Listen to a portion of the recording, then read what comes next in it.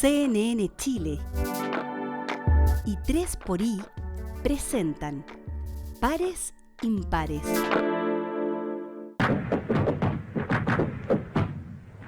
«75 años han pasado del inicio de un conflicto considerado por muchos como la Guerra Olvidada.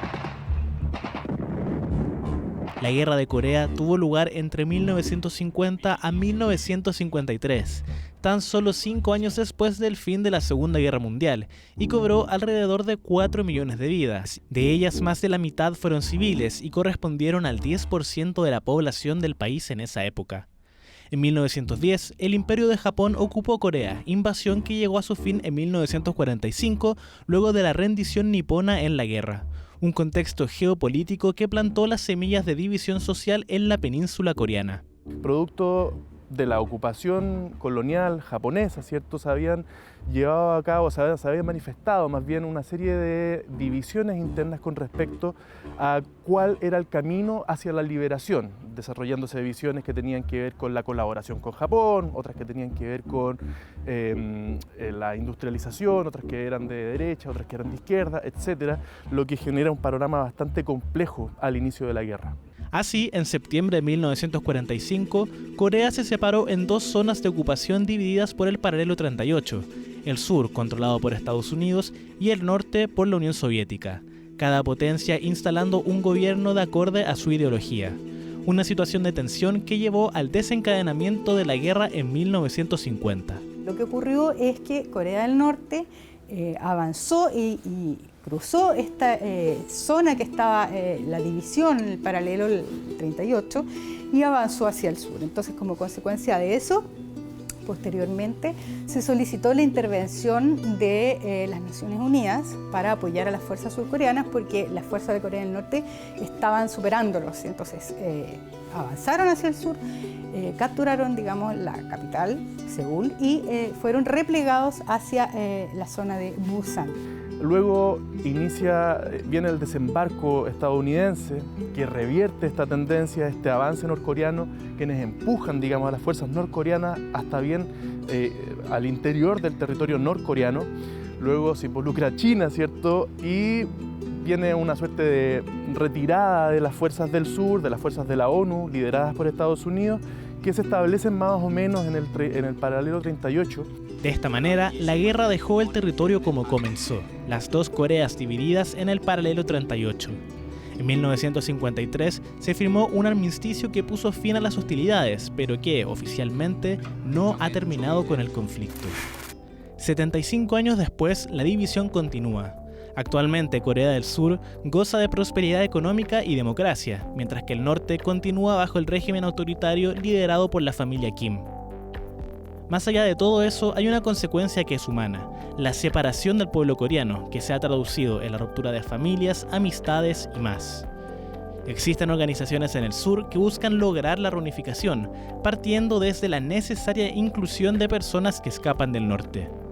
Una de estas es la ONG Personas por una Reunificación Exitosa de Corea, Peace Corps por sus siglas en inglés, quienes por intermedio del impulso de políticas de derechos humanos y educación buscan apoyar a desertores de Corea del Norte.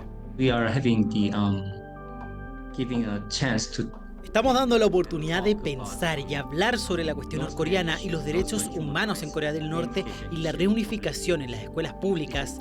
Visitamos las escuelas y organizamos conferencias con profesores, desertores norcoreanos y estudiantes escolares o becarios internacionales que hablan con jóvenes estudiantes surcoreanos sobre la reunificación. About reunification issue. Instancias de integración social que también pasan por cosas tan simples como conocer sobre el día a día en el sur y sobre sus leyes e incluso enseñar inglés. En el programa educativo ofrecemos principalmente clases de inglés a los desertores norcoreanos. Para ellos, el inglés es uno de los grandes obstáculos para conseguir una vida mejor en Corea del Sur y otros países. Desertores del norte que muchas veces llegan a China primero, pero que ven en Corea del Sur una oportunidad de comenzar de nuevo. Estas personas, muchas de ellas buscan llegar a Corea del Sur.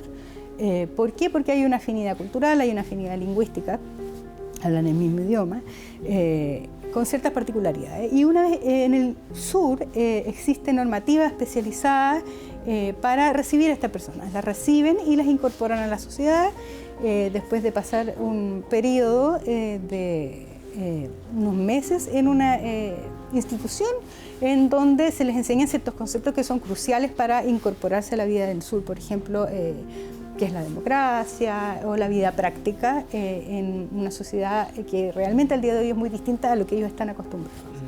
Las relaciones intercoreanas han pasado por altos y bajos en las últimas décadas. A principios de los 2000 se vieron importantes aproximaciones, pero que hoy en día se han congelado, lo que ha sido acompañado de un aumento en las tensiones. Una situación política que hace que el sueño de reunificación del pueblo coreano se vea difícil en la actualidad.